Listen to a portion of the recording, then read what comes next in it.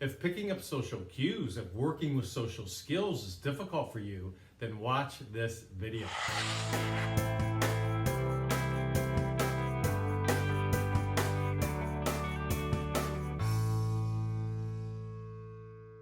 I did a video about picking up on social cues about a year ago or so, and I noticed a lot of the comments have to do with people feeling like it's their fault, like they did something wrong. So no, in this video we're going to talk a little bit about that if you have a difficult time picking up social cues, if just social situations in general are difficult for you, you don't really have the skill set, people tell you you don't have the skill set, you feel like you don't have the skill set, then none of that is your fault. It's simply either related to the conditioning of how you were raised. That could be cultural, religious, societal conditioning, or of course the conditioning of your parents. If you came from an abusive household, if you had a very dysfunctional family, if things were chaotic growing up, emotionally chaotic, maybe even physically chaotic, then yes, it would be easy to suffer from social cues as you get older. You may have a difficult time understanding this concept.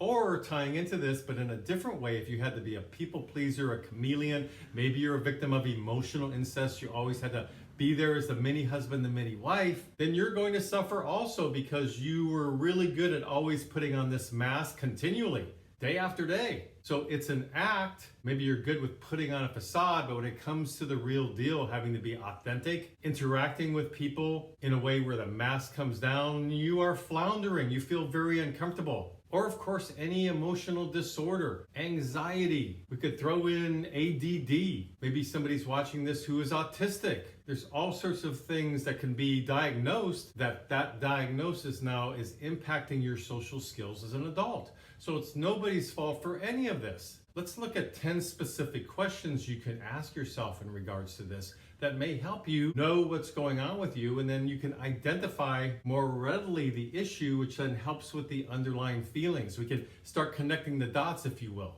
So question number 1 is ask yourself, do I interrupt people a lot? And if you do, just be aware of it. Ask yourself why. Are you feeling like you won't be heard? There's no space for you. People don't want to hear you. Or that could tie into some childhood trauma, right? You weren't allowed to express yourself. So now as an adult, nobody's going to listen. I got to get my words in one way or another. Once we get to the reason, then we can really work with it. Number 2, do you try to rush people in any way? And this could be an energy that they're just picking up from you, or you're actively saying, come on, let's go, we got to get this over with. Is it nervous energy? Is it anxiety? Perhaps you're rushing the whole dating scenario, trying to move things ahead further than they really are at the present time. Maybe you're rushing too much with a lot of excessive planning, especially if somebody's told you that you trust in your life. You need to chill out. You need to slow down a little bit. If they've said that, take that in, learn from it.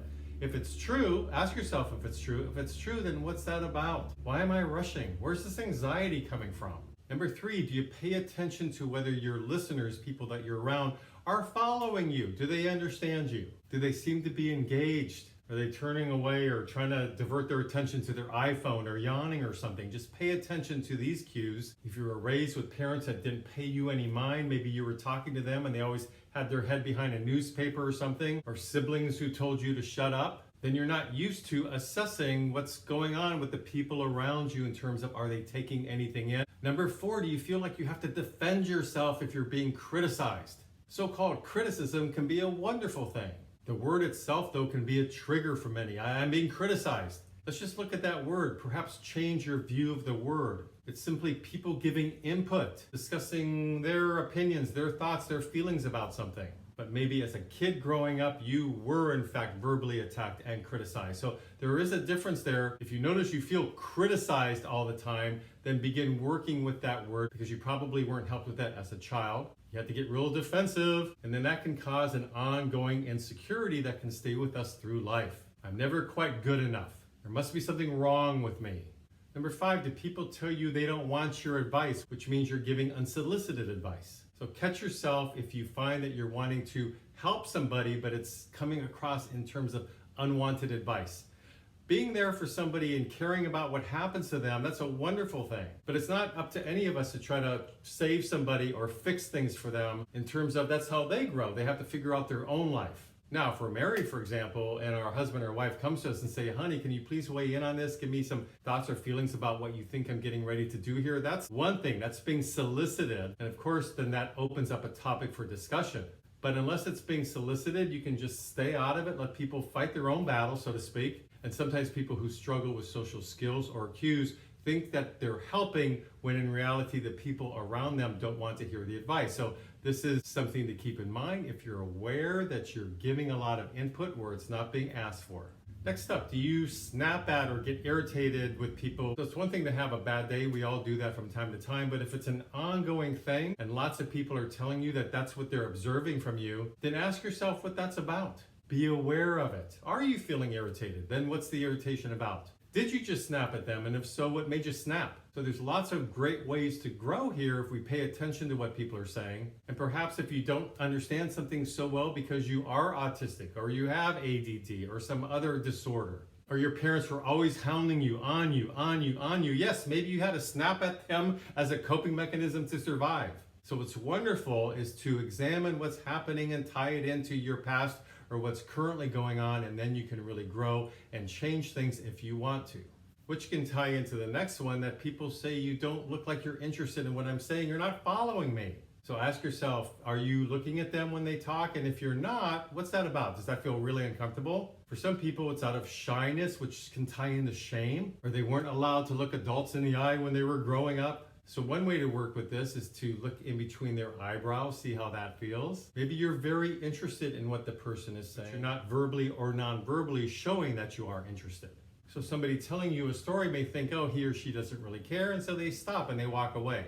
And then you leave thinking like, what did I do wrong? Why am I so bad at picking up social cues? When in reality, this is easily workable. Just notice your behavior. Notice how you carry yourself, how you hold yourself when somebody's talking to you. Now, this doesn't mean you have to be fake or phony, meaning if you're not interested in something, you get to tell the person, you know what, thanks for sharing, but I'm really not interested in hearing about this right now. That's a fair statement. But that shows you're there with them, you're interested, you're hearing them, because for you to even say that means you know what they're talking about. Next one, how do you express yourself? Do you do it clearly? There can be an ebb and flow to conversation. You talk, then they talk. You talk, then they talk. When somebody just rambles on and on and on, the other person is going to be turned off and probably try to get out of there. So when you're expressing yourself, do you go on too much? Pay attention, and then ask yourself, what's that about if you do? If you don't say enough, maybe you're just giving like one-word answers, then ask yourself what that's about. Again, maybe as a child, you weren't allowed to say too much more other than just yes or no, ma'am, yes or no, sir. Or because you thought your parents were ignoring you, and maybe they were, you just rambled on and on and on, hoping they're going to get some tidbit of what you're saying. So ask yourself maybe where this started. And do you make it be all about you? Maybe with some narcissistic traits in there. It's all about me, it's all about me. Quite often for people, that just simply comes from insecurity. They feel the need to prop themselves up, to pump themselves up, to make themselves larger than life a little bit, because really inside they feel really small and insignificant and not valued and worthless. So if you're feeling the need to overtalk, ask yourself what the overtalking is all about. Sometimes it's hard to keep friends, it's hard to keep people around when we overtalk. Next, do you say insensitive things that are too personal? Maybe you're prying a little bit. Politics or religion, the things that we're always told not to bring up at parties. There's a reason for that. Those topics don't go well sometimes in groups of people. It's worth exploring, because if you keep doing this kind of behavior, it'll be hard to keep friends in your life, hard to keep intimate relationships going. And if you realize sometimes I do say insensitive things, then just ask yourself, what's that about?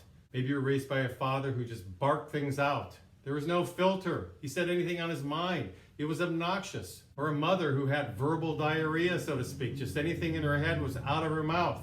We need to have a filter sometimes. We need to think about what we're saying and why we're saying it. So all of this is just simply about understanding ourselves more, learning about ourselves. And the only reason it's really important is because I want you to be able to connect with others in your life if you want to have meaningful, long-lasting connections, long-term friends, great intimate relationships. And if simply understanding our social skills is going to help with that, then so be it. Then work on your social skills.